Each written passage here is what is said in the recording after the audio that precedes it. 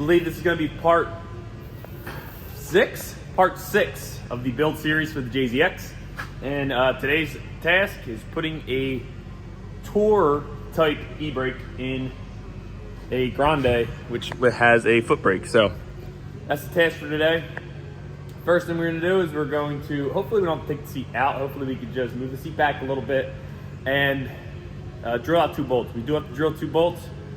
I'm probably going to put some nutserts in there just so I can thread 2 bolts in and be done, because this e-brake assembly is super simple. It's literally the same from like here where there's 2 bolts, from like from there back is literally the same as the foot brake. So all we have to do is hook this up, put our adjustment in, and we'll have a parking brake. Because as of now, I've just been driving with no parking brake, and can't have that. I was just making sure if the camera was dirty, because I'm looking at the lens, whatever lens on my iPhone, and it looks dirty, but it looks good on camera.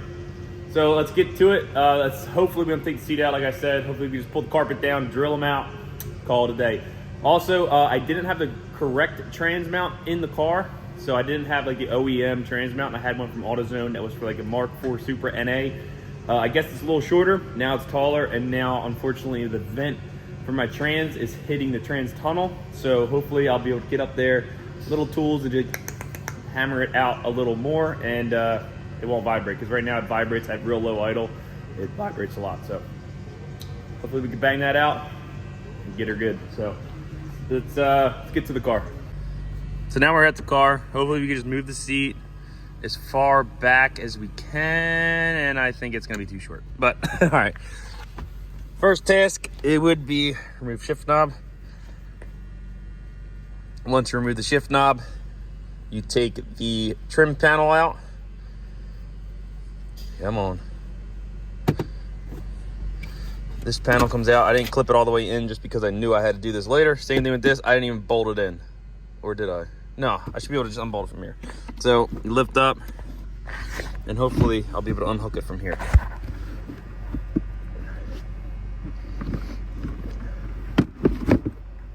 There we go. You guys heard the click, but it just unhooks right here. And now this whole centerpiece moves back, and now we get exposed to the 2 drill holes we gotta drill. Unfortunately, I gotta remove this fucking seat because, as you see, there ain't no way I'm gonna be able to drill into there. Let me just double check if they're the 2 holes I need to drill. So this would slide through that hole, but yep. So they're the holes I have to drill for the parking brake. Sick, but not sick at the same time, because yeah, I gotta take the seat out. So let's take the seat out. All right, unfortunately, seat does have to be removed. So I'm gonna pull it off on camera. I'll tell you guys what exactly I did. I just don't feel like having a full video of it. I'll tell you exactly what I did once I get the seat out, because I'm figuring this out also as we go, and I don't feel like having a 10-minute clip of just removing the seat. So I'm gonna get the seat out, and I'll let you guys know what exactly I had to do. So cover here, 14 mil. Cover there, 14 mil. And then if you come to the front's pretty much the same, but there's just 2 more screws that cover it. So to remove this, there's a screw going this way, and then a screw going, where is it? Right here. So screw right there. And then 14 mil, and then same thing on the other side is just a cover and a 14 mil. Now we should be able to lift the seat up, disconnect the connectors, and seat will be removed. So what I'm gonna do is I'm not gonna remove the seat completely. I'm just gonna kind of lift it up because my bolts are right there. So let's get a drill. We're gonna start with a center punch and then just slowly go bigger, bigger, bigger until it's drilled out to that size. We're gonna put a nutsert in there and call it a day. Put the e-brake in, put the assembly back in, hook it up underneath, and it's simple as that. I also found a 100 yen coin in the back, so this car's getting even cheaper. But it's a good time to clean up underneath. Clean up all this fucking nastiness from dailying it. So I'm gonna do that.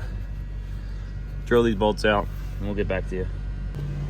So actually, I do not have any nutserts, so I drilled the holes out for about like, I'll say like 8 to 10 mil in between there, and I got a 10 mil bolt. So should fit through. Come on.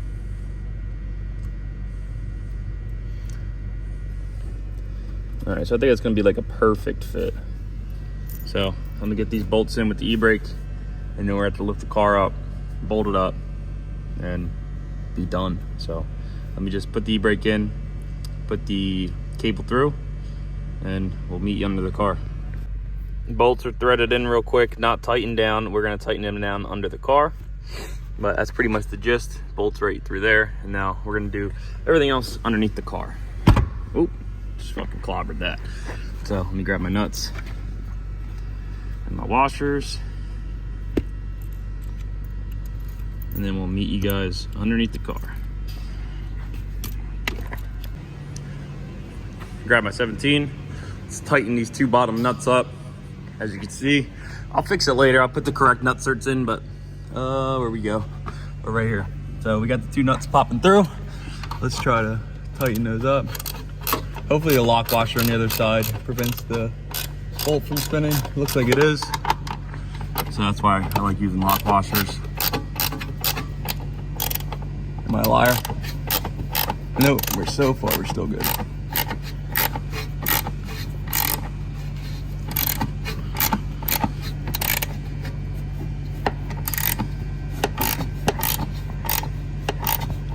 Okay, that one's tight. Let's tighten this other guy up there. Alrighty, so parking brake is adjusted. You just adjust, there's a 12 mil back there. You adjust it to your car. 7 clicks on full extension, it's good. Both wheels lock up same mount, so let's put the interior back together and call it a day. And all right, sorry about that. All right, guys, so that's the install of the e-brake. Pretty straightforward. Drill 2 bolts, hook it up the same way you took your factory foot pedal out. Put your trim back in and you're done. So just wanted to make a quick video on that. I'm actually gonna pull the car out and show you guys the new power steering reservoir I got, because I got this thing and it's actually a pretty cool piece. So I'm gonna pull the car out and I'm gonna show you that new pump reservoir. All right, guys, so I'm gonna show you that new power steering reservoir I got. So it's a company, so I ordered it on Amazon because it's quote unquote the cheap one, but it's actually a billion power steering reservoir. It's pretty baller. So it's got these like internal baffles in there, so no aeration. It's called a bubble tank in Japanese, I don't know, but super sick. We also got a new center garnish here. It looks super nice, super nice. Took the caps off for the adaptive suspension covers just because I wanted to mount the power steering reservoir there and then the actual igniter. So that's on. I cleaned them up. Looks all right. I'm not a big fan of, I don't know. Now I can maybe get a strut bar on there, make it look a little nicer. But the car is coming along. Headlights should be here any day now. They're coming from not Japan, Pakistan. So I'll have new headlights. I'll have a new front grille, and then the trunk will be here in maybe 10 to 20 days. So whenever that gets here, we'll slap that on too. And the mirrors should be here pretty soon. I'm hoping sooner than later. I haven't gotten tracking on them yet, so they haven't shipped yet, but they should be here soon. But we're gonna be putting a rad in soon. I just wanted to wait for a couple more coolant lines. I'm gonna see if the Greddy lines come off of back order, and then I can just do them all at one time, because I got Greddy upper rad and lower rad hoses along with the new heater control valve and heater valve. So I'd rather just do it all at once instead of just draining coolant twice. But yeah, guys, I'm super hyped. As I said in the last probably 8 videos, super hyped, super awesome that we were able to get this thing done. Now we have a working parking brake in the car with the center console and the trim. It's just looking a lot nicer. I do need a black dash, I know, and the carpet needs to be black. I need black seats. I know, I get it, but we're getting there. Slowly but surely, this car's coming along. Well, not slowly, actually quickly, but it will come along. So stay tuned, guys. We're just gonna keep pumping videos out on this thing. So next video is gonna be a surprise for me too. I don't know what I'm gonna do, but today was a little e-brake install on a JZX100 that had a foot brake. This is the conversion to put it to an actual normal parking brake. So you don't even know the difference. Works identically the same. Oh, with knee hoof struts, as you guys can tell. But works the same. It's good. We can move the car. So see, car moves, boom, car's locked up. So got this trim too. I don't know if I posted that in one of the videos, but we actually did get the Tour radio trim to match the rest of the trim we have. So I don't know, it just cleans it up a little more rather than just having random carbon and then wood trim. So we just got all carbon now. Obviously it doesn't really match, but that's all right with me. So I'm just gonna do a quick little drive real quick just to button some things up. I was having an issue. I'll post a video right now. We took this car to Wawa and the car actually died on us. So I'll post that video right here. Alrighty. So, problem with the Mark II, pops a EFI fuse. Before it did it only on wide open, now it does it all the time. So, luckily we're not too far away. We gotta do a quick push back to the shop. But we'll figure it out. So the cause of that was, if you know 1Js with the J pipe, they have that one connector that connects for the blow-off valve. So on my engine, it didn't have a connector at all, just had 2 loose pins. And I guess I zip tied it over by the O2 sensor. And I guess from sitting, it would bang, hit, and blow the fuse.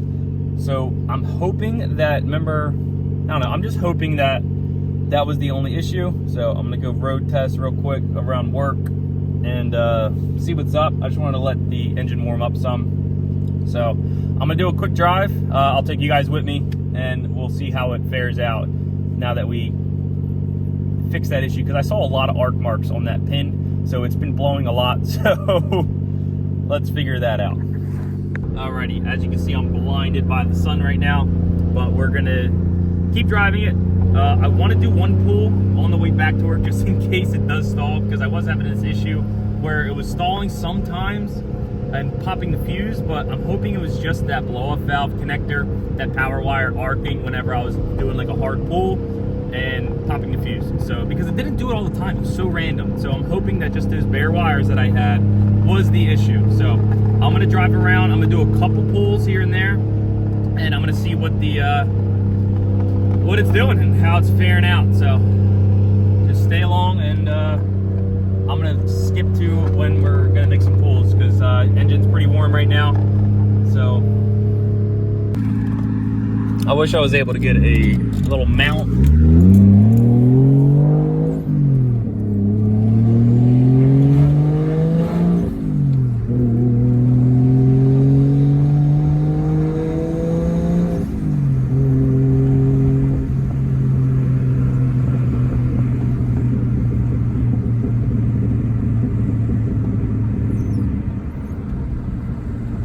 So far, so good.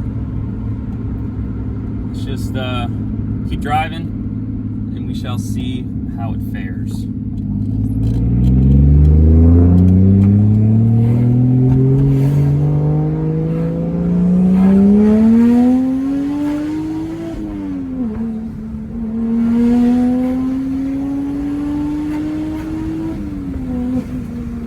All right, definitely good.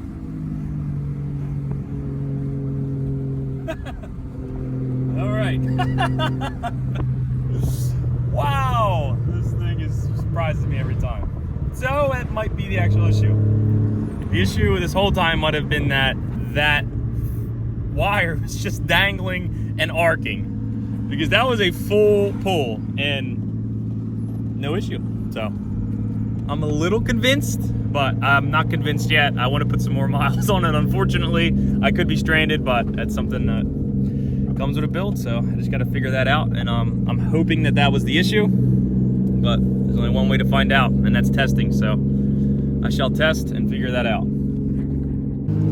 All right, guys, that's it for this video. So we got the install, and possibly it's fixed. So the wire was right here. I taped it up. It was literally just an open wire, so there was literally nothing causing it from arcing down here on the actual strut. I mean, the actual thing that, the subframe bolts. So nothing was really holding that. So that's it for this video, guys. I hope you guys enjoyed the install of the parking brake cable, because right now it's it's idling, and I don't have to worry about it rolling back. As you can see, she is locked up because the parking brake is on. So hope you guys enjoy, and stay tuned for the next one because it's super cool. So this is just for the thumbnail, guys. I hope you guys liked it. Leave a comment on what you guys think about the install on the parking brake. Super simple, super easy. Good amount of adjustment on there. And I'll see you guys in the next one.